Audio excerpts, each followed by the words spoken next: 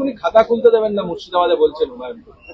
তৃণমূল বিপদে পড়বে এটা নিয়ে অস্বীকার করার কোনো উপায় নেই, কারণ তৃণমূল কংগ্রেসের কাছ থেকে প্রতারিত মুসলিমরা সরে যাচ্ছে এবং তারা কোথাও নওশাদের হাত ধরছে, কোথাও হুমায়ুন সাহেবের কাছে যাচ্ছে, কোথাও মিমের হাত। আমি এখানে যে বক্তব্যটা রেখেছি তৃণমূলের মুসলিম নেতাদের উদ্দেশ্যে রেখেছি, অ্যাজ এ হোল মুসলিম কমিউনিটির নামেও বলিনি। আর হুমায়ুন কবির যদি তৃণমূল না করেন উনার গায়ে লাগারও কোনো কথা নয়।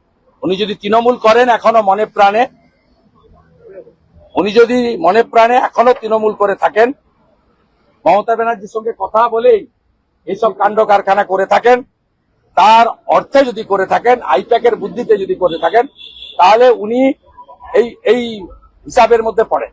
আমার অনেক দিন ডিউ আছে, তথ্য প্রমাণটা সামনে আনা, সেটা আমি আপনাদের নতুন বছরের প্রথম সপ্তাহে দিয়ে দেব। আপনি আমাকে প্রত্যেকটা কর্মসূচিতে বাধা দেন, আর আজকে হুমায়ুন কবির বেলডাঙ্গাতে তার রাজনৈতিক দলের প্রকাশ করলো, তাকে অনুমতি নিতে হয়নি, 500 পুলিশ পাঠিয়েছেন। আপনি মা কালীকে প্রিজন ভ্যানে তোলেন, আর বাবরের নামে ধর্মীয় প্রতিষ্ঠান গড়ার জন্য আপনি 1000 পুলিশ দাঁড় করান। উনি দিল্লিকে হেলাতে গেছিলেন, মেসি কাণ্ডে এমন হেলা হেলিয়েছেন, গাড়ি ঘুরিয়ে নিয়ে পালিয়ে গেছেন বাড়িতে। 15 বছরে প্রথমবার ওয়াকারে পা, গাড়ি ঘুরিয়ে মার ছুট, এ দৃশ্য আপনারা দেখেননি। তো ভগবানের মার, এ মার চলতে থাকে।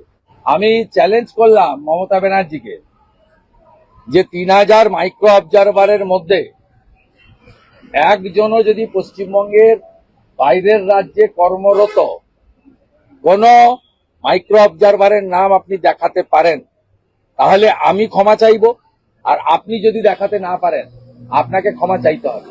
সাল শেষ হতে যাচ্ছে, আর মাত্র আপনি 4 মাস কয়েকদিন আছেন। আপনি ভালো করে কেক খান, এক্সমাস পালন করুন, নলেন গুড়ের পায়েস খান, জয়নগরের মোয়া খান, আর যা যা আনন্দ করতে চান করে নেন। এপ্রিল মাসের পরে আপনাকে কেউ কম্পার্টমেন্টাল চিফ মিনিস্টার আর বলবে না, যেহেতু আপনি আমার কাছে হেরেছেন। আপনাকে এবারে প্রাক্তন মুখ্যমন্ত্রী বলবে। যিনি গোটা ভারতকে হেলিয়ে গুজরাটকে হেলিয়ে দেবেন বলেছিলেন, নিজেই হেলে গেছেন, তার আজকে আর্তনাদে বোঝা যাচ্ছে। এবং আজকে তিনি পুলিশকে, আমরা অনেক পুলিশ দেখেছি এর আগে, আমরা দেখেছি ডগ ক্যাচার পুলিশ, আমরা দেখেছি ফুলকে আটকানোর জন্য পুলিশ, আমরা দেখেছি দড়ি ধরা পুলিশ, আমরা দেখেছি অনেক ধরনের পুলিশ। এই প্রথম দেখলাম মমতা ব্যানার্জি পুলিশকে বলছেন রাজনৈতিক কর্মসূচির মাইকটা কেন পুলিশ দেখে দিল।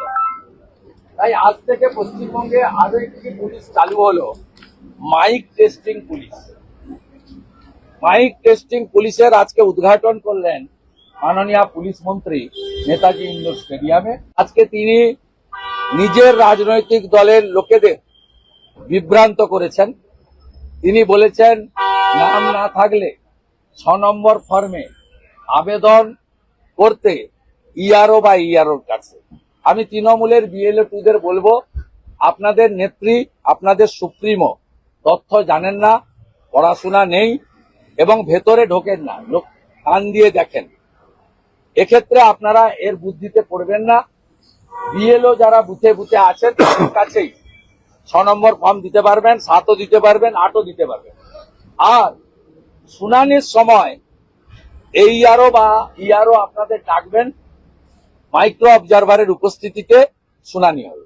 উনি যেভাবে ইলেকশন কমিশনকে ঠকিয়েছেন আরিজ আফতাবকে রেখে, সেই ঠকাতে পারছেন না, তাই রাগটা গিয়ে পড়েছে কেন্দ্রীয় স্বরাষ্ট্রমন্ত্রীর উপরে।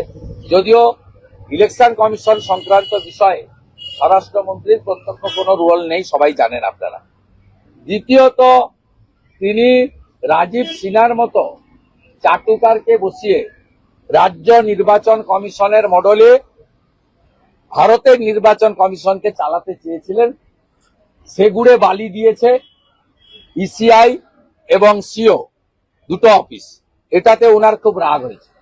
ওনার রাগ হয়েছে ইলেকশন কমিশনের অফিসকে নিজের পার্টি অফিসে পরিণত করতে চেয়েছিলেন।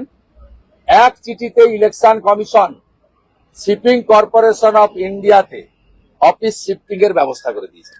ওনার রাগ হয়েছে সুব্রত গুপ্তদের মতো, মিস্টার মুরুগানদের মতো, ডি অর্জুনদের মতো আরো একাধিক আইএস অফিসার উনার কাছ থেকে তালিকা না নিয়ে সরাসরি ইলেকশন কমিশন কেন এদেরকে স্টেট অবজারভার করে ইলেকশনে পাঠিয়েছে।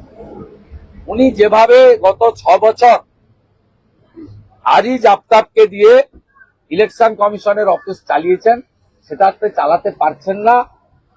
তাই উনার রাগটা গিয়ে দিল্লির উপরে পড়েছে এবং ভারতবর্ষের বর্তমান আয়রনম্যান স্বরাষ্ট্রমন্ত্রী নরেন্দ্র মোদীজির যোগ্য মন্ত্রিসভার সহকর্মী, যার নেতৃত্বে ডক্টর শ্যামাপ্রসাদ মুখার্জির স্বপ্ন পূরণ হয়ে 370 ধারা 35 কাশ্মীরে বাতিল হয়েছে, সেই অমিত শাহজিকে টার্গেট করেছেন। এতে কোনো লাভ হবে না।